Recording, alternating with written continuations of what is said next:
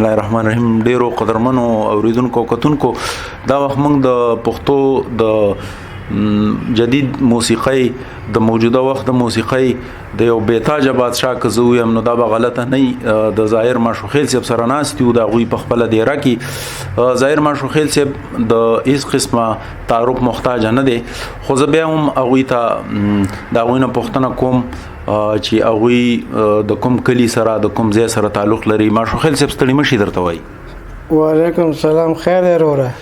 ماشوخیل صاحب که زمونږ اوریدونکو سره کتونکو سره خپل ځان معرفي کوي چې تاسو د کوم کلی سره تعلق لرئ د کوم ځای سره تعلق لرئ. صاحب زه خو ماشوخیلو کلی یم یا مومند یم.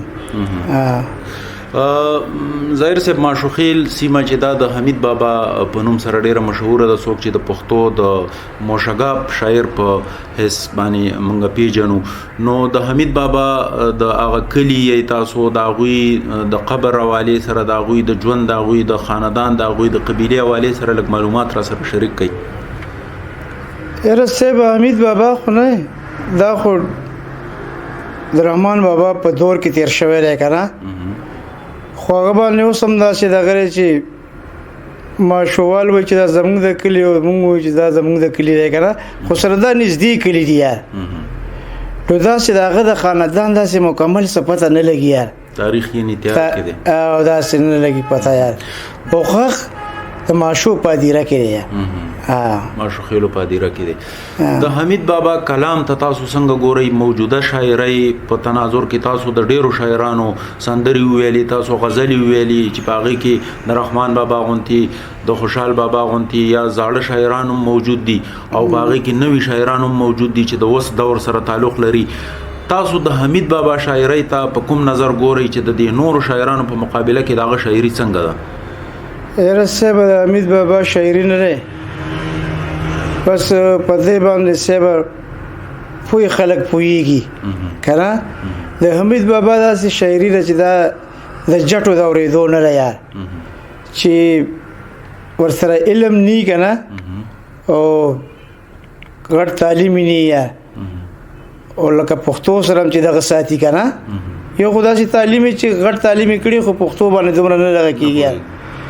د حمید بابا شاعري ډیره مزیداره شاعري ده او په هغه دور کې د داسې ډیره کلاسیکل شاعري کړې ده یار. ما ډیرو کیسټونو کې یا په یوټیوب باندې یا په مختلفو موقعو باندې ما ستاسو مجلسونو کې د حمید بابا شاعري واورېدله. دا شاعري چې کومه تاسو وایي په موجوده وخت کې رباب منګي سره یا رباب طبلې سره دا تاسو د چرته نه زده کړئ؟ دا صاحب داسې کار دی موږ په کلي کې یو ملګری و که نه او عبدالحمید بابا شاعري مو خو بې تعلیمه مو بس هغه را سره ډېره خواري په دې کې کړې ده که نه بس په مزه مزه به م یادوله خو بیا دومره ورسره زما محبت شو که نه چې ما له سوا د رحمان او د خوشحال او د ده لکه د نورو شاعرانو په ماله داسې خوند نه راکولو یار لکه هغې کې هغه ډېره زیاته نازخیالي وه که نه او بیا پې ورو ورو موږ داسې لږ لږ پوهېدوم یار چې دا خو داسې عجیبه انداز ورکوي او ډېره رنګیني ده پکې او نو بس په دغه وجه باندې م ډېره خوښه وه یار. یعنې دومره مازغه پې ما دغه کړي دي که نه خو ما خپل شوق دپاره یاده کړې ده یعنې عوام اوس هم په دې باندې دومره نه پوهېږي لکه زما ورسره خپل طبیعت و او یو ورمړو کلی دی هغې کې یو څو حجرې دي که نه چې د هغې ته زه دا ویم په کلاخېلو کې اپریدي دي که نه د هغې په ځای کې زه ویم په بډهبیره کې یو څو حجرې دي چې هلته یې زه ویم یار نو دوی د حمید بابا په وینا باندې لږ ډېر رسي یار ځکه چې په یو شعر څوک نه پوهېږي ورته وایي ورته سر خوځوي نو بیا هم خوند نه کوي یار. نو دغه کلو کې بس دا موږ نشر کوو یار. که یو څو کلامونه تاسو موږ ته یو کلام زمزمه کوي چې د هغه یو خوندور غوندې کلام یې ستاسو کوم کلام د هغه خوښ دی؟ یاره صاحب د هغه خو زما ټول کلامونه خوښ دي خو دا یو به ورته خیر دی د هغه کومه یاره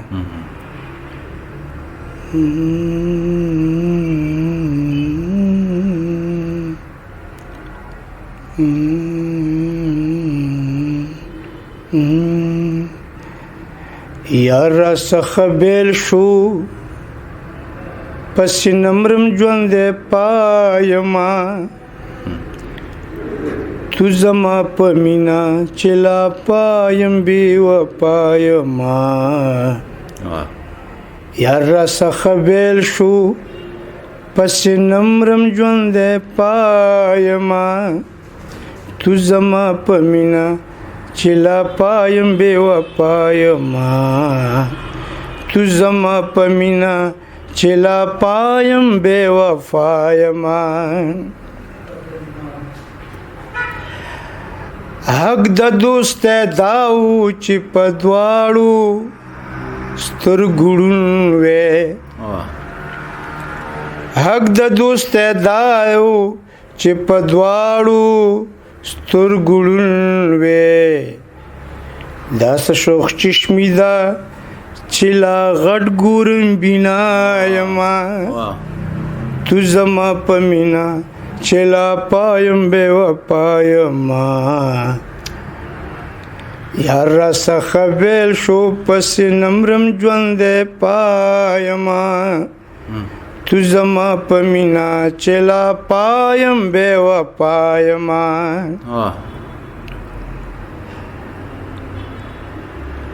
مغزما تر یارا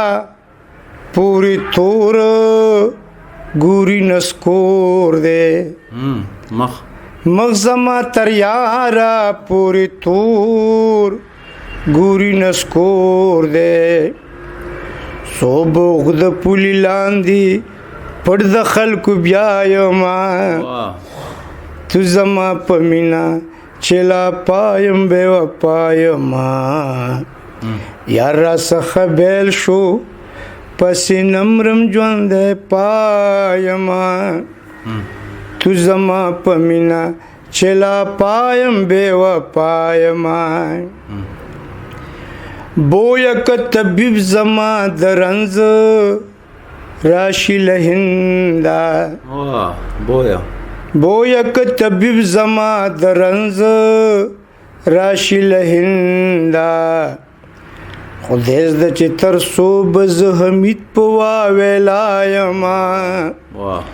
تو زما په مینا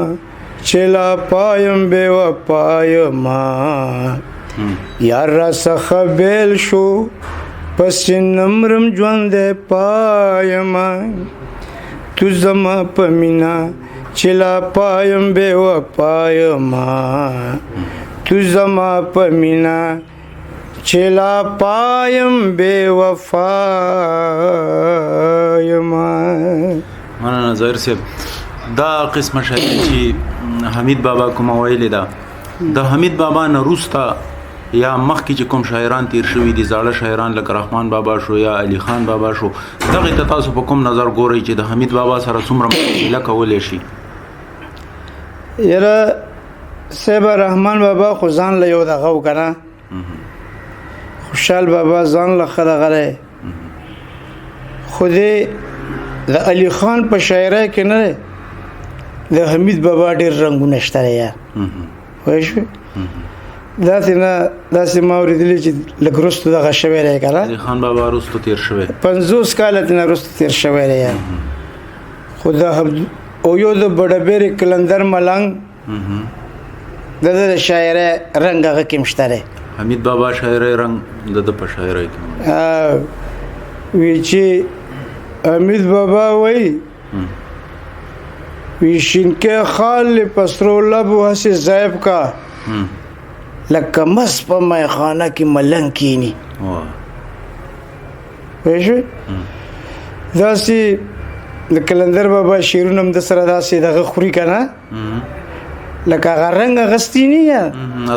هغه اثر یې اخیستی که نه خو کلندر صاحب به ما ته ویل چې بچیا د رحمان غلام یم او حمید مې استاد دی ګیره هغې 400 کاله مخکې دغه که نه خو دومره محبت یې ورسره د کلندر ملنګ چې ما ته به ویل بچې د رحمان غلام یم او حمید مې استاد دی کلندر صاحب د رحمان بابا یو دغه کې داسې یو دغه هم کړی دی که نه نور خو نظم هغه ډېر لوی دی خو کسر ورته وایي به وی هر دنیادار په دې دنیا کې ځان ته دا میښی دی هر دنیادار په دې دنیا کې ځان ته دا میښی دی خو نن د رحمان په قدم بیا قدم غلام ایښی دی خود به رسېږم ما صحیح ورپسې ګام ایښی دی د پاک دریاب په معرفت رحمان په دې لاهو که او زه کلندر ملنګ ځان دې ورپسې لاهو که نو د بابا سره د هغه ډېر زیات دغه وکړه ډېر محبت یې ورسره ماشو خیل صاحب عام طور چې تاسو مجلسونو لځئ پښتانه کوم قسم شاعري اوري زړه شاعري ډېره خوښوي یا دا نوې موجوده شاعري ډېره خوښوي یاره اوس غصې به داسې کار دی که نه دا اوس دور دې کې خو زړې شاعري ډېر کم دغه میلاویږي ښوونکی پکې بس په زور ورنه نباسو پوه شوې کنې اوس هغه دور دی چې هغه په ټول داسې کار دی چې او یو زمونږ چېرته لاړ شو مونږ داسې یو پیر فقیر لینډ کې یو که نه چې چېرته دربار ته لاړ شو که نه نو بیا په دی باندې مونږ خپل زړه یخو یا ګنې ودونو کې زمونږ زړه نه دغه کېږي بل تاسو څه فکر کوئ چې په موجوده وخت کې چې په شاعرۍ باندې په نوې شاعرۍ باندې ډېرې ګوتې اوچتېږي یا په موسیقۍ باندې ډېرې ګوتې تاسو څه وایئ چې یاره موسیقیت کمزوری شو موسیقي ترتیبونه صحیح نه جوړېږي یا شاعري کمزورې ده شاعري اوس هم ګورئ داسې خلک شته دی صاحبه چې ښه شاعران شته دی یا که نه خو دا نوی میوزیک چې راغلی دی که نه دې کې که ته د هر چا کلام ووایې که نه به ډېر کم عمري وي یا پخوا به چې هغه رباب طبله باجا که نه کنارټ ساده پروګرام به و که نه نو به مونږ کیسټ هم وکړو یار او درې کاله غزلې بله هغه نه اوسه پورې مونږ نه خلق غواړي یار بس د دې داسې چې لږ عمر یې بس کم یار نور بس دا سړي خپل دغه دی که نه دا نوې موسیقي هم څه بده نه ده یار خو دې سره به ملاوټ داسې جوړی که نه چې دې نوې موسیقۍ سره